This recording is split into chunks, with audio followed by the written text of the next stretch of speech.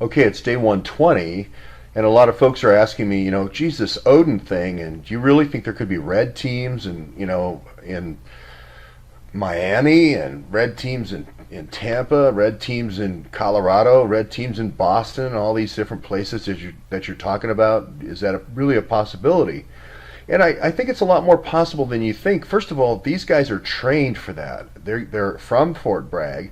Now, am I saying it's this kid right here is Jacob Cruz? Is it Nicholas Jacob Cruz? And this is the no. I'm going to say, but a type of kid like this, he graduates to being a quartermaster, right? Let's just say, and now this is 2015. I'm talking about the one who is here in Maryland, in Bethesda, Maryland. Let's just say that's that Nicholas Jacob Cruz. So he's done 2015. He's ready to be a quartermaster in the Army. I could then do a 9-month stint, okay, over in Bagram Air Force Base or some other Army location, right, Iraq or wherever. And then I get out of my 9 months tour of duty, and I'm like a soldier of war now. I'm ready to go. I'm on the team here. Okay, so I'm now, I have got my merit badge from these generals, right? Now, if there's some problem down there at Southcom, okay, Southcom, there's these United Commands, different parts of, cover different parts of the world for the military. Let's say somebody mishandles classified information. It doesn't have to be a big deal. I just send over a team of 3 or 4 guys that have already been trained, and then they take care of it. So it's just that easy. And again, I'm not saying this is Nicholas Jacob Cruz, but I'm just saying you would have a house. You would have a safe house, just like you have here with the Awans, where you always have Nicholas Jacob Cruzes coming through every 9 months or every year and a half or whatever. So you don't know if it's this Nicholas Jacob Cruz. I almost think of John Jacob Jingleheimer Schmidt. It's the same idea with the John Schmidt idea that you used to have in Germany. Just bring them through. Just keep graduating them through. Then if you have trouble, if you have somebody who's... Now the problem is when you combine this with the FBI. When you combine it and you say, hey, I got a great idea. Let's have a Presidential Decision Directive 62.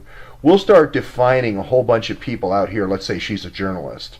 We'll start defining a whole bunch of people out here as journalists as enemy combatants. All right, we'll come up with this National Terrorism Center in Washington D.C. We'll have the FBI run it. We'll have a list, and then we'll start using all these irregular warfare techniques that we used at Fort Bragg. At 333 in Fort Bragg Navy Irregular Warfare Center. We'll start using these irregular techniques on these enemy combatants. These are no longer Americans now. They're enemy combatants.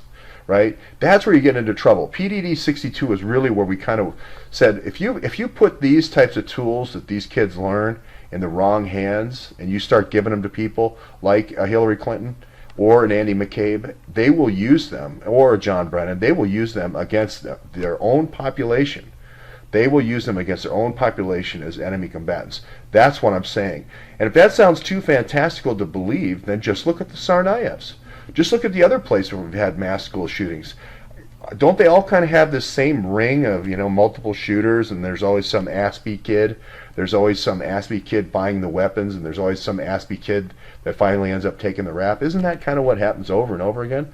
I'm just, again, putting out the thing. Again, I'm not the person that put out on my resume that I went to Central Texas State here in Maryland, and ended up in Parkland, Florida. Again, there may be 20 or 30 Nicholas Jacob Cruzes.